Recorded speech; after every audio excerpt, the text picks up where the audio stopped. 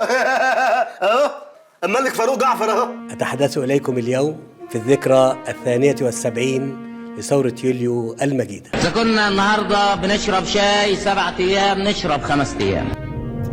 لا والنبي 52 أيوة 52 23 يوليو 1952. والعنوان اهو بالخط العريض، انقلاب عسكري بتقوم به القوات المسلحة. ده كلام أنا أول مرة بسمعه يا ريس. اليوم الذي تحيي فيه مصر وشعبها الأصيل ذكريات أيام خالدة لغاية ما نبني بلدنا. إذا كنا بنشرب قهوة 7 أيام نشرب 4 أيام.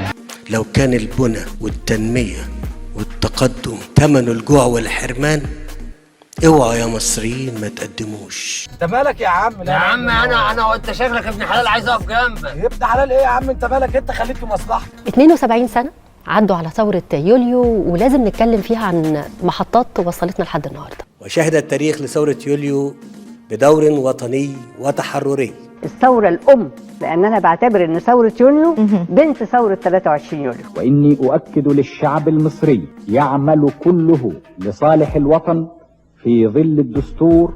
تعطيل العمل بالدستور بشكل مؤقت. يعني 30 يوليو هي بنت 23 يوليو. هو اللي بيمشي ورا النسوان بيفلح. طب ثورة يوليو عملت لنا ايه؟ واللي انت حققته متربصين بيه بره وجوه. مين كان في خليتك أم لم يعرفك على أحد؟ لا إزاي؟ ما هو بعد فترة زمنية عرفني، قال لي معروف الحضري هو الإيه؟ حلقة الاتصال. الله يرحمه. معروف الحضري كان ضابط من الإخوان المسلمين في من الإخوان المسلمين في هذا الوقت. لكن بقى اللي انا عايزك تحققه فعلا في منصبك الجديد ان انت تنظفه من كل العناصر الانتهازية. كان هناك ضباط آخرين أيضا من الإخوان لهم علاقة بالضباط الأحرار، من بينهم عبد المنعم عبد الرؤوف مثلا. أي. وكان أبو المكارم عبد الحي، وكان لهم أدوار في الثورة. إذا كنا بناكل لحمة 4 أيام ناكل لحمة 3 أيام. ما تاكلش ما تشربش. يقول لك انت بتقول ايه يا عم؟ هم بقى مسكين الكلام ده. اسمعوا لو سمحتم، ادوني فرصه اقول الكلمتين عشان لسه برنامج طويل قوي. والله عايز اقف جنبك. الله يرزقك، خليك في مصلحتك يا عم. معاك عمك سعيد فانت. يابا ولا عمك سعيد بلا عمك بتنجان. الله يخليك ما تزهقناش بقى. الله يخليك مخلوقين خلقه. كما رسخت ثوره يوليو المجيده دور مصر الفاعل في محيطها العربي. الأشقاء العرب قدموا لنا بالفعل 12 مليار دولار، هيدونا تاني؟ هم 12؟ أكتر شوية. أكتر كتير. تعرف الرقم حقيقي. أكتر كتير. رغم انك حارق البلد بره. ايوه. لكن ممنوع منك. عارف ليه؟ ليه يا فندم؟ لكن هنا بنقف نقول 23 يوليو 52 ثورة عظيمة في مصر. بما يجعلني واثقا بإذن الله وفضله أن مصر ستعبر تلك المرحلة المضطربة إقليميا ودوليا.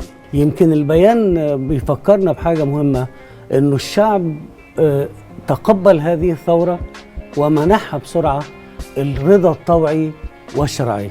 اعتراف هايل. امال ايه؟ ده اعتراف مذهل. امال ايه؟ مزعج. ايوه اكتب عندك. اتفضل. مؤسس الجمهورية الثانية في مصر يتحدث عن مؤسسي الجمهورية الأولى. انا مش عاوز اسمع عن اي نشاط سياسي في الشارع اليومين دول. نبه على رؤساء التحرير والاخوه اللي واخداهم الجلاله، هم معلش يسمحوا لنا نمشي بالبلد لقدام شويه. النهارده بتحتفل جمهورية مصر العربية كل سنة وحضراتكم جميعا طيبين بمرور 70 سنة على ثورة 23 يوليو.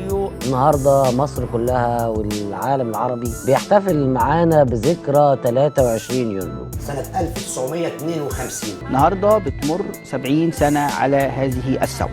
70 عاما مرت على ثورة 23 من يوليو 52 بقيادة الزعيم الخالد جمال عبد الناصر. طب ممكن في بياضه هنا ممكن اسجل فيها حاجه تانية زياده؟ اتفضل. هي صوت فقط.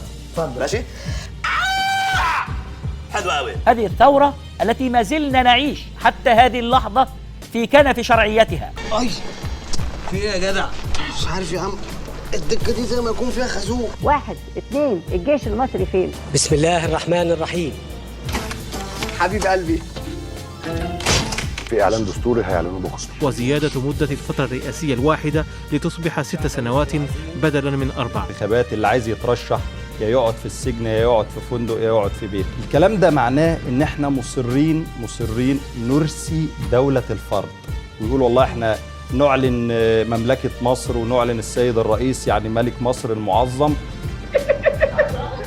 تنسوش ان احنا خلال ال 50 60 سنه اللي فاتوا في يعني ما كانش فيه حياه سياسيه كامله زي ما بنتمنى زي الدول المتقدمه، لان يعني من 52 بقى في حزب واحد وبقى في شكل واحد. الاحزاب السياسيه منذ نشاه الحياه السياسيه في مصر من 52 لحد النهارده مفيش احزاب سياسيه يا سيدي. اذا كنت انت مش قاري التاريخ الرجوله ما تخلي. جمال عبد الناصر كان شخصا وطنيا شديد الحب لبلده، ومش بس مصر ووطنه العربي.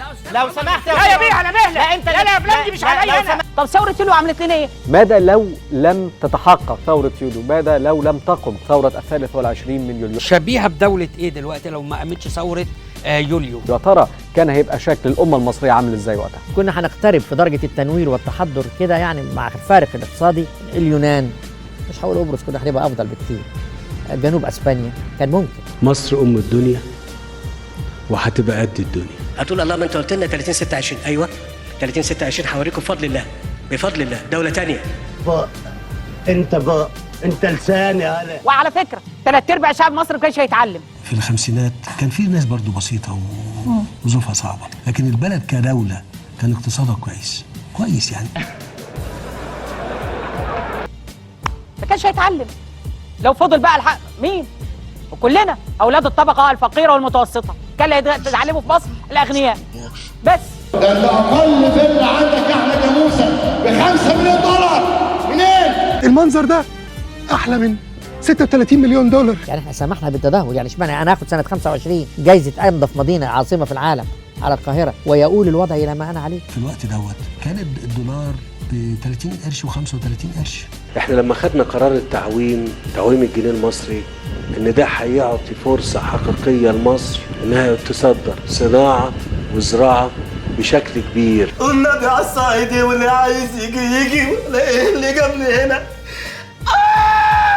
قوتنا تراجعت في ال70 سنه اللي فاتوا.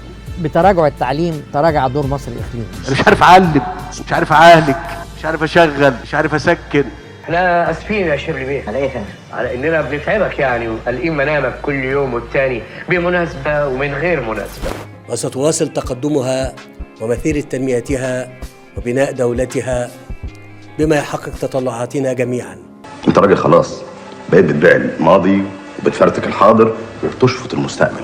5 بالحب. لا هو كده اوريدي كلنا اخدناها يا جماعه. اكيد اخدناها.